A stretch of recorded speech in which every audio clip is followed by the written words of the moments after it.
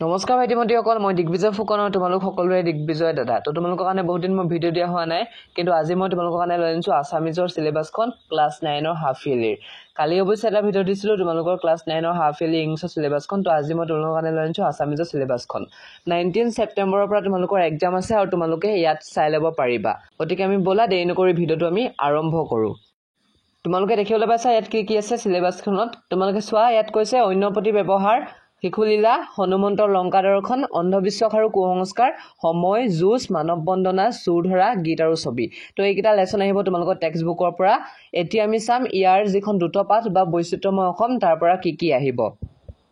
বৈচিত্ৰ্যময় অসমৰ পৰা আহিব তোমালোকৰ আহোমসকল, কাছাৰৰ জনগোষ্ঠীসকল, কাৰ্বিসকল, কোচ ৰাজবংশীসকল, গৰীয়া, মৰীয়া আৰু দেশীসকল, আৰু আহিব গাৰোসকল। ঠিক আছে, তো এইখিনি তোমালোকে ভালদৰে পঢ়ি যাবা। এতিয়া আমি চাম ইয়াৰ ব্যাকৰণ আৰু কি কিনো আহিব।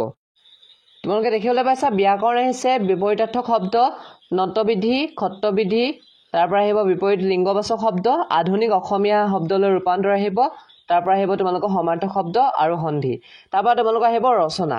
তো এইখনে হৈছে তোমালোকৰ চিলেবাছখন। তোমালোকে আশা কৰোঁ গোটেইখিনি বুজি পালা। তো এতিয়া চোৱা, তোমালোকৰ ওচৰত এখন আহিছে একাডেমিক কেলেণ্ডাৰ এটা পৃষ্ঠা, যিটো হৈছে ছেপ্টেম্বৰ 2025ৰ।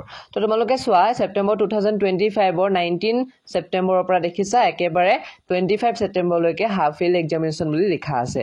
তো এই সময়ছোৱাতে তোমালোকৰ পৰীক্ষা হ'ব। কিছুমানৰ হয়তো 19 তাৰিখৰ পৰা হ'ব বা কিছুমানৰ তাৰ আগতো হ'ব পাৰে, কিন্তু এই 19 তাৰিখৰ পৰা হোৱা চান্সটো বহুত বেছি আছে, একেবাৰে 25 তাৰিখলৈকে হ'ব পাৰে।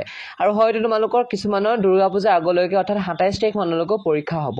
বাৰু যিয়ে নহওক, তোমালোকে ভালদৰে পৰীক্ষাবিলাক দিবা।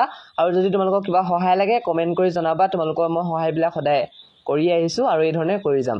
ঠিক আছে, তো এয়া আছিল আজিৰ ভিডিঅ'। যদি ভিডিঅ' চাই ভাল পালে তেতিয়াহ'লে ভিডিঅ'টো লাইক কৰি দিবা আৰু লগতে লগৰ এটালৈ শ্বেয়াৰ কৰি দিবা আৰু লগতে মোৰ চেনেলটো ছাবস্ক্ৰাইব কৰি কাষত থকা বেল আইকনটো প্ৰেছ কৰি অল কৰি দিবা। লগ পাম এটা নতুন ভিডিঅ'ৰ সৈতে। তেতিয়ালৈকে ধন্যবাদ।